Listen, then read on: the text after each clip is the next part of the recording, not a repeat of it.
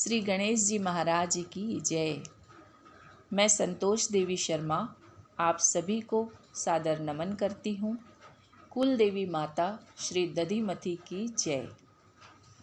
या देवी वरदा चराचरमयी मायामयी चिन्मयी शब्द ब्रह्ममयी परात्परमयी ज्योतिर्मयी वाङ्मयी सर्वैश्वर्यमयी महासुखमयी श्रद्धामयी धीमहि पायात् सा जगदम्बिका दधिमती माता सदा श्रीमयी माता सदा वाङ्मयी। बोलो दधिमती मात की जय। माँ दधिमती पुराण में कुल 23 अध्याय हैं। आपने अभी तक 22 अध्याय सुने और ये दधिमती पुराण का 23वां अध्याय आपके सामने प्रस्तुत कर रही हूँ। इस पुराण में जो कुछ जैसे लिखा हुआ है वैसा ही आपके समक्ष प्रस्तुत किया गया है। उच्चारण में यदि कहीं कोई त्रुटि रही होगी तो मैं क्षमा प्रार्थी हूँ। आशा करती हूँ आप सभी को ये पसंद आया होगा। भविष्य में भी इसी तरह की और कथाएं आपके समक्ष भेजती रहूँगी। आप सभी का आशीर्वाद बनाए रखें। माँ दधिमती पुराण अध्याय 23। वशिष्ठ मुनि बोले, माता की कृपा से फिर नृप श्रेष्ठ मानधाता अपने नगर में आकर सप्त द्वीपों से युक्त पृथ्वी का राज्य करने लगा और उस देवी की कृपा से मानधाता ने राक्षसों को भयभीत किया। शीघ्र ही रावण आदि दस्यु लुटेरे व्याकुल हो गए। तभी इंद्र आदि देवता उसके पास आकर प्रसन्न मन से राजा मानधाता को बोले, आपने अपने पराक्रम से लुटेरों को डराया है, इसलिए आप पृथ्वी पर त्रस्त दस्यु इस नाम से प्रसिद्ध होंगे।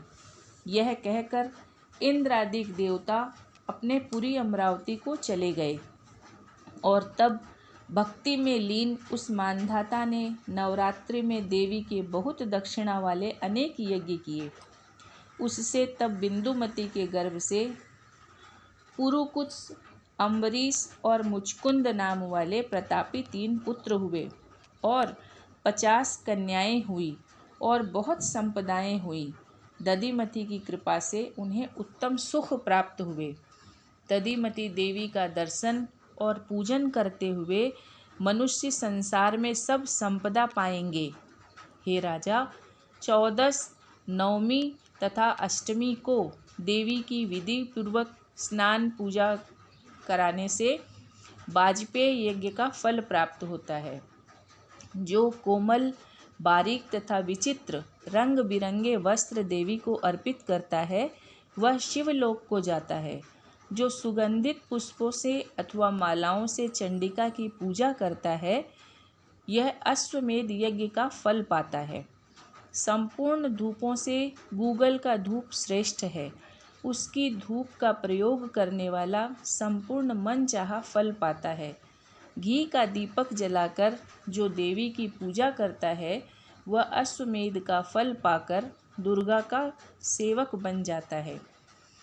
जो माहेश्वरी का तेल का दीपक जलाकर पूजन करता है वह वाजपेय यज्ञ का फल पाकर किन्नरों के साथ आनंद पाता है। गुड़ की डली, घी का भोजन तथा शक्कर घी से बना हुआ अन्न और भी बहुत से व्यंजनों से श्रद्धा के साथ बूरा मिली हुई खीर का भोजन जो श्यामा दधिमती के भोग धरता है तो राज्य उसके हाथ में ही है।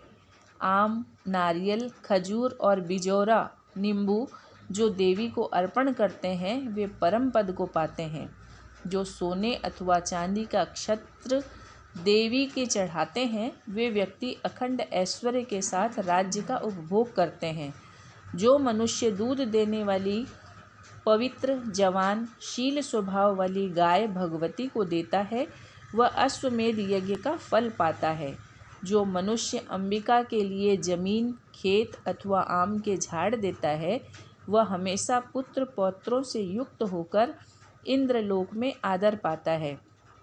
हे महाबाहो, देवी के लिए ध्वजा, सफ़ेद रंग, पचरंगी पताका, टोकरी, घुघरू समूह से युक्त और सफ़ेद कमल के रंग को देकर सर्वलोक में उच्च स्थान पाता है।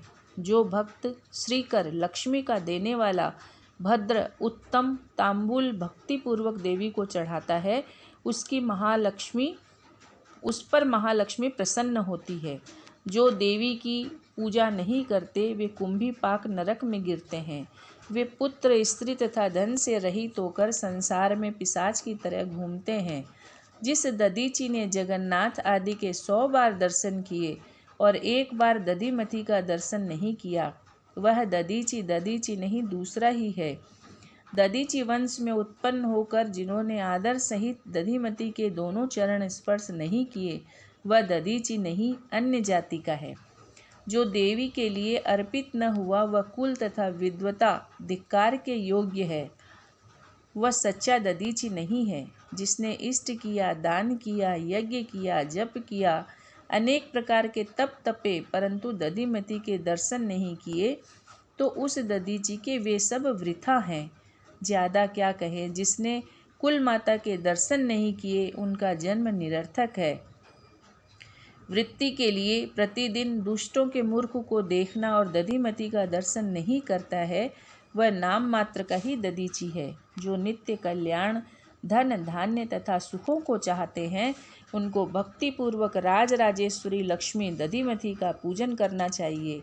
हे हिमालय, जो पहले तुमने पूछा वह सब मैंने कहा।